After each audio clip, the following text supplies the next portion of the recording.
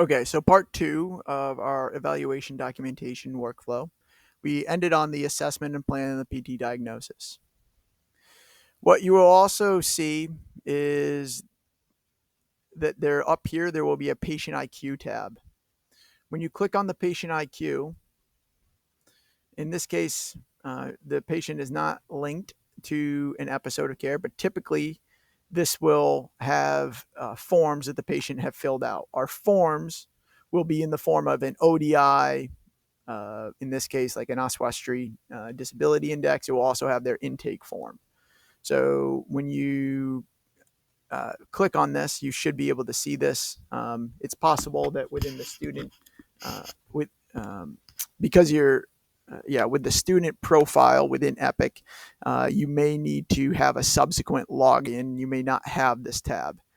If that's the case, then you would go to Patient IQ login, and I'll show you how to do that. Okay, so you would open a Chrome browser and you would type in Patient IQ login. It would take you to this screen. You're going to use my email address, so and that's my Stanford email address. So it's going to be Mike M. Jeanfavre at stanfordhealthcare.org. You're going to use the password capital D Duke 2025 exclamation point, and you're going to click login.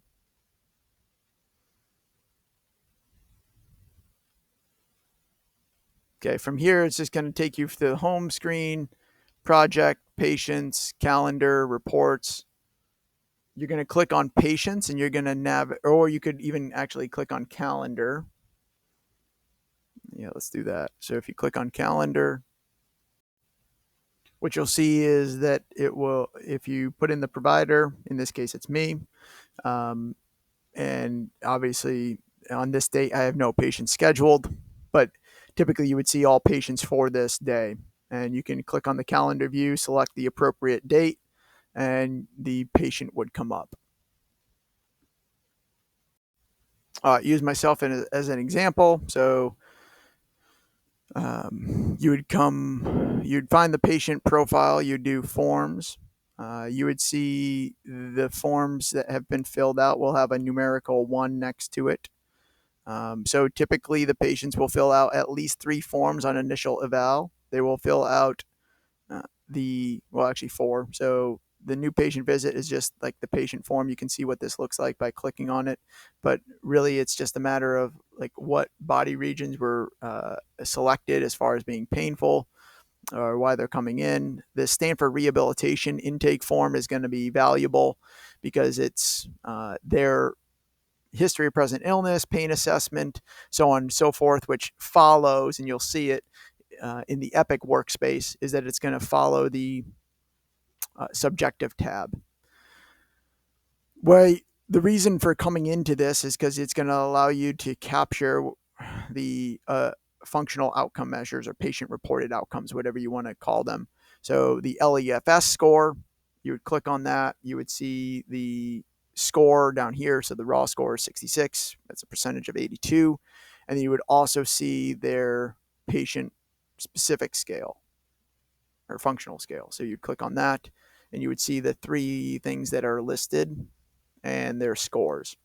And so if we were to minimize this and pull it off to the side, and then we pull up our Epic tab next to that,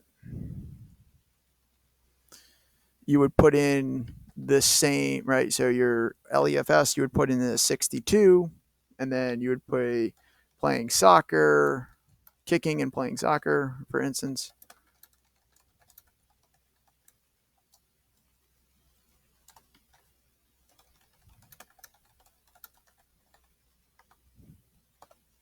Would be an example. And then again, you can pull it up from the side pane. Where is that? Yeah. So you just copy and paste it over into your outcome measures. And that's how you find the outcome measures from what the patient had filled out before they had come into the clinic. I can walk through that workflow that the integration of patient IQ, because it's separate from the Epic hyperspace, can be a little bit confounding for individuals. And so I'm happy to review that as needed. Okay, so that completes our assessment plan and plan section, right? So we fired off our macro. We spoke about the PT diagnosis. Next thing that you're going to go into is you're going to go into patient IQ. I showed you the login, and you're going to put in the patient reported outcome measures. The other aspects that you would be relevant in this case would be the subsequent form, which is the Stanford Rehabilitation Patient Intake Form. You click on that, and that has their history, present, illness, and so on and so forth. This is going to become relevant here in a moment.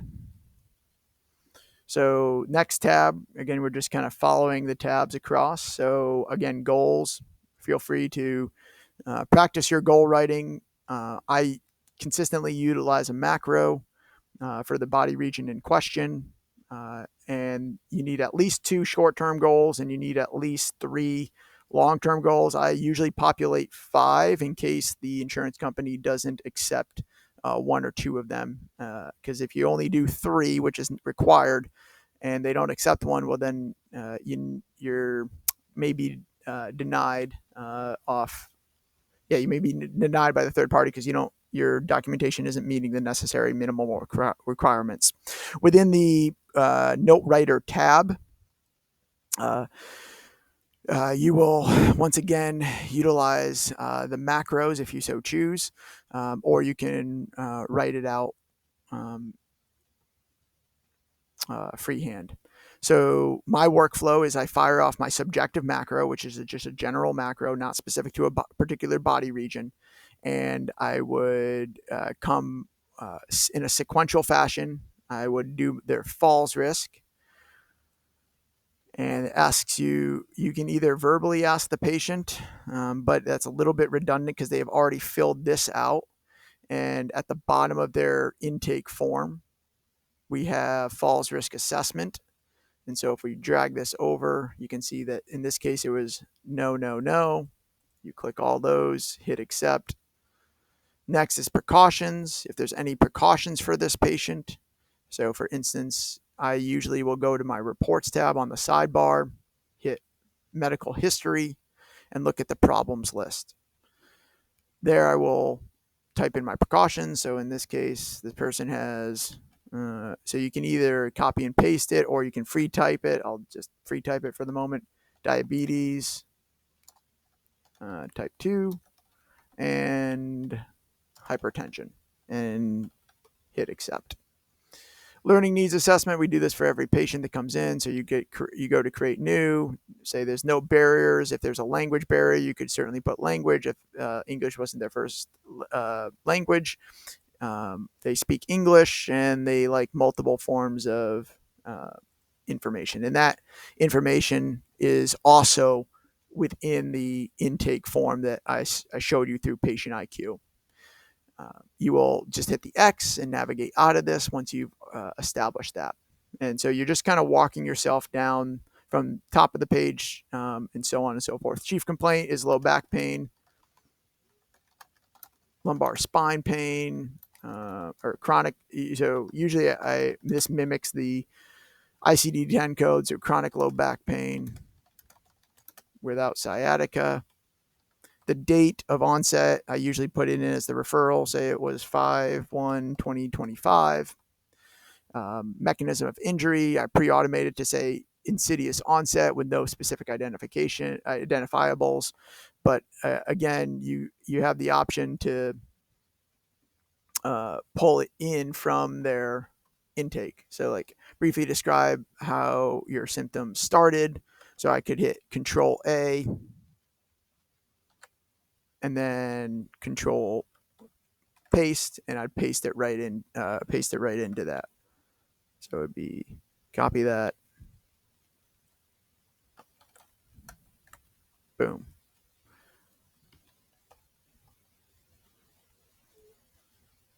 So this intake form on Patient IQ mimics what you see in the subjective tab. The other input sections that I have is I put in lumbar spine, and I put in primary location, lumbar spine. You can see I automated to 3, change it as needed. For the HBI, this is where I spend the majority of my time. I copy and paste what is taken from the medical chart review, that is usually from the referring physician, what the patient tells me, occupation of the patient, clinical current level of function, and then usually their aggravating factors. There are 3 primary or 5 primary goals with qualifiers, for instance, like running, for how long, at what speed, so on and so forth. And then prior injuries to this region, and then duration of time of baseline pain after aggravating factors. This body chart qualifiers. This is just a reminder for me. So I usually, when I'm asking them where their pain is, I'm also asking about these 7 qualifiers. But this is just really more of a reminder. So I'm just going to hit the delete tab there. Is typically what I do. These other sections, I often will just automate and manipulate them as needed based off the patient. You can see that there's other sections for occupation, but I usually type all my information in through this. Okay. So that is the assessment, goal, and subjective. The objective tab, when you click on that, once again, you have the option to fire off different macros for different body regions. I've listed it off as body region, and then the pathology, as well as the laterality, left or right. So when if we kept with the theme of lumbar spine, you click on the lumbar spine subtab, and then these all expand. So like special questions, right? So you're screening for your red flags if you so choose, postural observation, and you can type all this out if you so, if that, as you at your libidum and as is indicated. My workflow is a little bit different, so I don't leverage the objective tab as much or nearly at all. So let's talk about some recent nuances and adaptations within our documentation. This will get into the utilization of DAX Copilot, which is an AI documentation system. And I will reserve this for the subsequent part 3 video.